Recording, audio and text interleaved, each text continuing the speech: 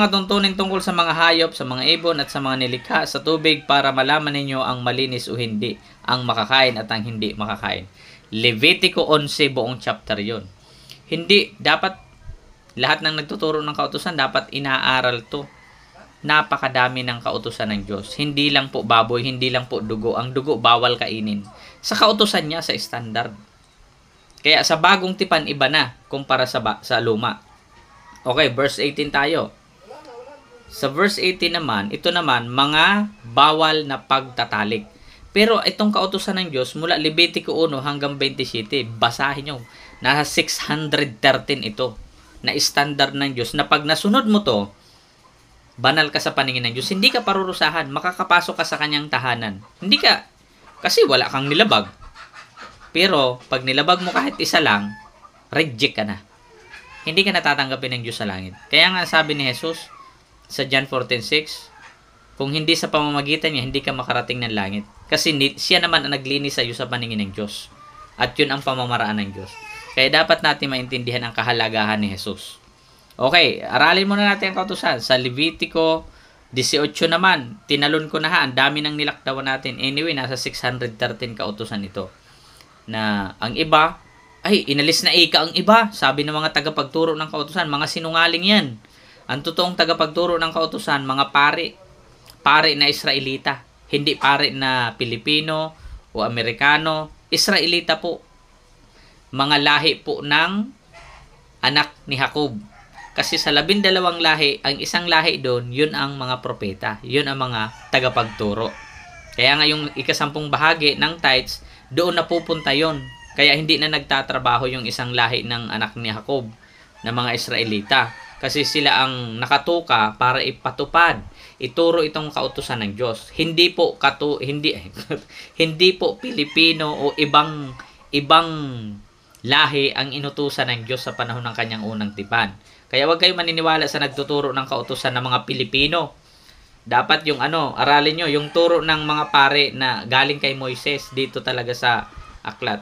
Sila man, nung mabasa ng ibang Pilipinong, ibang tao, ay, ito palang utos ng Diyos. Pinatupad agad, hindi naman inaral para kanino yan. Kaya naliligaw. Sabi, nabasa ko, bawal ang baboy. Huwag tayong kumain ng baboy, sabi ng Diyos. Hindi niya itinuro ang iba, napakarami pa niyan. Ang daming kautusan, madadaya yan. Kaya mga bulaang propeta ang tawag yan. Nagtuturo ng kautusan na inalis ang iba. Mga sinungaling yan. Ang nasa bagong tipan, hindi po kautusan ang itinuturo. Magandang balita, napakadali sa bagong tipan. Kaya nga, nasa bagong tipan na tayo. Gusto ko lang aralin ninyo na napakalupit ng kautusan. Ang dami kasi ngayon nagsasabi, hindi pinawalan ng bisa ang kautusan ng Diyos. O ito, sundin mo. Kung gusto mong, kung naniniwala ka hindi pinawalan ng bisa, sundin mo. Doon pa lang sa pagkain sa hayop sa tubig at sa ibon, ang dami ng bawal. Bayawak, bawal. Ang dami ng kumakain yan. Buhaya, bawal. Okay, dito naman sa pangkasalanang, sa physical naman nating kasalanan, hindi naman sa pagkain ha, sa kasalanan naman ng tao. Ito naman ang sabi ng Diyos na bawal. Levitico 18. Sabi sa verse 1, sinabi pa ni Yahweh kay Moises. Ang Diyos na nagsasalita dito kapatid, utos niya to. Hindi utos ng kung sino-sinong relihiyon. Utos ng Diyos kay Moises na ipasunod dapat sa mga Israelita. Okay, basahin ko. Levitico 18, talatang 1. Sinabi pa ni Yahweh kay Moises, ito ang sabihin mo sa mga Israelita. Sabihin sa mga Israelita, batas. Ako si Yahweh ang inyong Diyos. Huwag ninyong gagayahin ang mga kaugalian sa Ehipto na inyong pinanggagalingan o ang mga kaugalian sa Kanaan na pagdadalhan ko sa inyo. Kasi hindi yan kumikilala sa Diyos. Yung mga Ehipto tsaka yung Kanaan. Yung pinalayas nila nakatira sa Kanaan. Okay. Ang sundin ninyo ay ang mga kautusan at tuntuning ibinigay ko sa inyo. Ako si Yahweh ang inyong Diyos. Ang sino mang tutupad ng aking kautusan at tuntunin ay mabubuhay. Pangako ng Diyos. Pag ang sino mang tutupad, pangako niya, mabubuhay. Hindi mamamatay. Sino kaya makakatupad sa standard ng Diyos? 630 na kautusan. Kaya ang kautusan hindi nakakapagbigay ng buhay. Mababasa mo pinaliwanag ni Apostol Pablo. Si Jesus lang ang makakapagbigay ng buhay kasi siya lang ang buhay. Kaya ang kautusan, papatayin ka niyan. Dito pa lang ha. Okay, verse 6. Sabi niya, huwag kayong makipagtalik sa malapit na kamag-anak.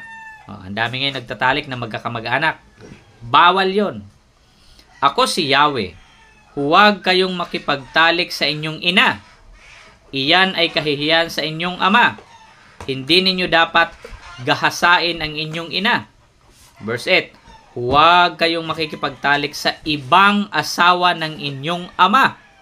Inilalagay ninyo sa kahihiyan ng inyong sariling ama. So meron palang mga ama na maraming asawa noon. Bawal sipingan ng anak. Verse 9.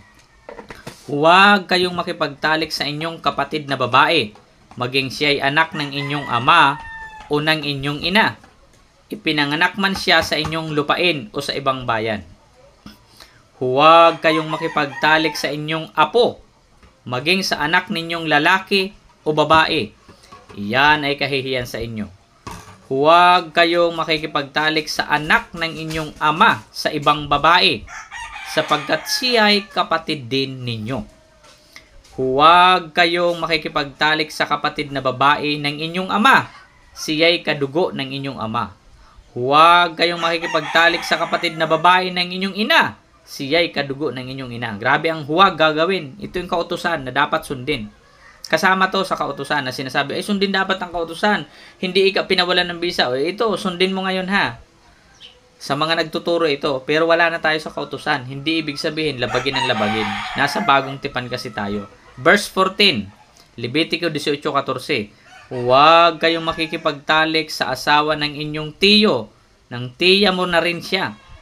Huwag kayong makipagtalik sa inyong manugang na babae, siya ay asawa ng inyong anak na lalaki. Hindi ninyo dapat ilagay sa kahihiyan ang inyong sariling anak.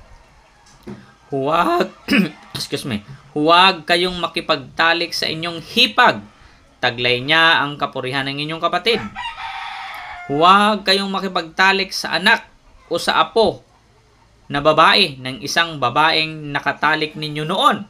Maaaring ang mga iyon ay kamag-anak ninyo at iyan ay kahalayan. Hindi ninyo maaaring maging asawa ang inyong hipag kung buhay pa ang inyong asawa. Nilalagay ninyo sa kahihiyan ang iyong asawa na kanyang kapatid. Nasa ika-6 na utos-wari ko to yung bawal mga lunya. Ito na yun, pero napakadami pala nito. Bawal makipagtalik sa ina, sa kapatid na babae, sa kapatid na ama, sa asawa ng ibang ama. Ang dami, di ba? Akala natin yung pangangalunya, yung sa ibang babae lang. Sa mga magkakamag-anak pa yan. Ito ba, verse 19. Ang Diyos mismo nagpapatupad nito, kapatid ha. Huwag kayong makipagtalik sa isang babae habang siya ay may rigla, sapagkat siya ay marumi. Biro mo, pag may rigla, bawal makipagtalik. Huwag ninyong dorongisan ang inyong sarili sa pakikiapid sa asawa ng iba. Huwag ninyong ibibigay ang alinman sa inyong mga anak upang sunugin bilang handog kay mulik, sapagkat ito'y paglapastangan sa pangalan ng inyong Diyos. Ako si Yahweh. Huwag kayong makikipagtalik sa kapwa ninyo lalaki. Iyan ay karumal-dumal. Diba? Nakalagay dito yung pakikipagtalik sa kapwa lalaki kasama. Huwag kayong makikipagtalik sa kapwa ninyo lalaki. Iyan ay karumal-dumal. Huwag kayong makikipagtalik sa alinmang hayop, sapagkat durungisan ninyo ang inyong sarili kung gagawin ninyo ito. Hindi rin dapat pasiping ang sinumang babae sa anumang hayop. Ito ay kasuklam-suklam. Huwag ninyong durungisan ang inyong sarili sa alinman sa mga gawain ito. Ganyan ang ginawa ng mga bansang nauna sa inyo. Kaya ko sila sinumpa, pati ang lupain nila ay naging kasuklam-suklam. Kaya pinarusahan ko at itinakwil ang mga mamamayan doon. Yung titirhan nilang Kanaan, ganun ang gawain. Pati doon sa Ehipto, ganun din ang gawain. Kaya nga hindi niya yun bayan. Kaya nga ibinigay ng Diyos ang kautusan niya sa kanyang bayan sa Israel para tanggapin sila ng Diyos. Ito ang pamantayan ng Diyos standard. Napakadami. Kaya nga lahat ng Israelita, dalawa lang ang natira, pinatay ng Diyos. Nagkalat ang buto sa ilang. Kasi nilabag ang kautusan ng Diyos. Grabe ang kautusan ng Diyos. Pumapatay. Mababasa ito mamaya, tatalakayin natin. Sinabi ng mga apostol, ang kautusan ng Diyos pumapatay. Hindi kaya magbigay ng buhay sa tao ang kautusan. Pumapatay ng tao. Pero si Jesus ang buhay. Siya yung nagbibigay buhay sa patay. Yan ang kahulugan nun. So, verse na tayo. Verse 26, kaya dapat ninyo sundin ang aking mga utos at tuntunin at iwasan ninyo ang lahat ng gawaing ipinagbabawal ko. Maging Israelita, ito na, o dayuhan man kayo. O kahit hindi Israelita, pwede palang sundin to. Ang mga taong nauna sa inyo rito ay namuhay sa ganoong karumaldumal na gawain. Kaya naging kasumpa-sumpa ang kanilang lupain. Kapag sila'y inyong tinularan, palalayasin din kayo sa lupain ito tulad ng nangyari sa kanila. Sapagkat sino mang gumawa ng alinmang karumaldumal na gawain ito ay dapat itiwalag sa sambahayan. Sundin ninyo ang ipinag-uutos ko at huwag ninyong gagayahin ang mga kasuklam-suklam na kaugalian nila upang hindi kayo maging maruming tulad nila. Ako si Yahweh ang inyong Diyos. Kaya babala ko sa mga nagtuturo ng kautusan, tagapagturo ng kautusan ng Diyos, huwag ninyong bawasan. Ituro nyo lahat. Kayo ng mga tagapagturo. Kasi kung kaunti lang ang ituturo nyo, kasusuklaman pa rin kayo ng Diyos, hindi nyo tinuturo lahat. Yun lang masasabi ko. Sa verse na tayo, sa 20 naman, ang dami nating tinalunan na kautusan. Levitico 1 ito hanggang 27. Ang inaral lang natin Levitico 11, Levitico 18 at Levitico 20. Okay, ito naman ang mga parusa sa lalabag sa tuntunin o sa batas ng Diyos. Ito naman yung parusa, iniutos din ng Diyos to. Kailangan gawin to. Okay. Ang mga nagtuturo ng kautusan kasi ngayon, mga peke na. Halos lahat peke na. Hindi na nila tinuturo lahat ng kautusan ng Diyos. Yung nabasa lang na isang verse, halimbawa, 10 kautusan, kukuhanin yung madaling sundin, 3, yung 7 iiwanan, hindi na ituturo. Kaya nga, pansinin mo ngayon mga kapatid, hulihin nyo yung mga nagtuturo ng kautusan na, kailangan natin sumunod sa kautusan ng Diyos. Tanungin nyo agad, ilan ang kautusan ng Diyos na dapat nating sundin? Pag hindi yan nakasagot, peking nagtuturo ng kautusan. Peke yan, bulaan yan, sinungaling yan.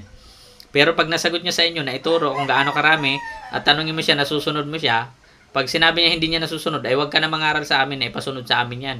Hindi mo pala naman masunod. Ganon dapat tayo katalino. Huwag tayong basta-basta makikinig sa porke kautusan ng Diyos agad-agad kay kautusan nga naman. Pero maging matalino tayo ha. Okay, nasa bagong tipan kasi tayo. Ito naman, Levitico 20, talatang 1. Sinabi ni Yahweh kay Moises, o sinabi ng Diyos kay Moises, sabihin mo sa mga Israelita na ang sino man sa Israel, katutubo o dayuhan, na mag-aalay ng kanyang anak bilang handog kay Molek, ay babatuhin hanggang sa mamatay. Kasi maraming naghahandog ng anak noon. Ito yung mga kaugalian. Hinahandog na mga manggagamot, karamihan ang gumagawa nito, mga albularyo, mga mag-aanting. Yung anak nila hinihahandog, pinapatay, palihim, para mabuhay ang kanilang anting-anting. Itiwalag yun, patayin, sabi ng Diyos. Kasuklam-suklam sa kanya yun, hinahandog ang anak. Alam na alam ito ng mga mag-aanting-anting karamihan, mga manggagamot, mga albularyo. Anak nilang hinandog para magkaroon sila ng anting-anting. Epektibo naman yan, pero sa demonyo po yan. Ayaw ng Diyos ng ganyan. Sabi niya dito, kasusuklaman ko siya at ititiwalag sa sambahayan ng Israel dahil sa kanyang ginawa. Dinungisan niya ang banal kong tahanan at nilapastangan ang aking banal na pangalan. Sabi nga dito, sabi ng Diyos dito sa verse 2, dapat siyang babatuhin hanggang sa mamatay ang mga ganong tao sa kanilang lipi na susunod sa ganong katuruan. Verse 4, kapag ipinagwalang bahala ng mga taong bayan ang ganoong kasamaan at hindi nila pinatay ang gumawa niyon, kasusuklaman ko ang taong iyon at ang kanyang sambahayan. Ititiwalag ko rin sa sambahayan ang mga sasamba kay Molek. Mga Diyos-Diyosan yan. Okay, verse 6. Ang sino mang sumasangguni sa mga kumakausap sa mga espiritu ng mga namatay na o sa mga manghuhula ay kasusuklaman ko at ititiwalag sa sambahayan. Meron mo, pag isinangguni mo sa mga espiritista kung tawagin, ayaw niya. Kasusuklaman kayo, sa kautusan niya yan. Bawal yan. 7. Ilan ninyo sa akin ang inyong sarili at magpakabanal kayo sapagkat akong si Yahweh ang inyong Diyos. Ingatan ninyo at sundin ang aking mga tuntunin. Ako si Yahweh ang inilalaan ko kayo para sa akin. Grabe. Ang standard ng Diyos para tanggapin ka, sundin mo lahat ng pinag-uutos niyang mabubuti para sa'yo. Bawal mga lunya, bawal kainin ang baboy, ang buaya, ang bayawak, butiki, unyango, lawin. Bawal. Pag kinain mo yan, hindi ka, ititiwalag ka na ng Diyos. Kaya walang makasunod sa standard ng Diyos, hindi ka talaga tatanggapin. Kaya nga sa panahon ng bagong tipan, nung nilinis na tayo, Sa unang Korinto 1:29-31, sabi ng mga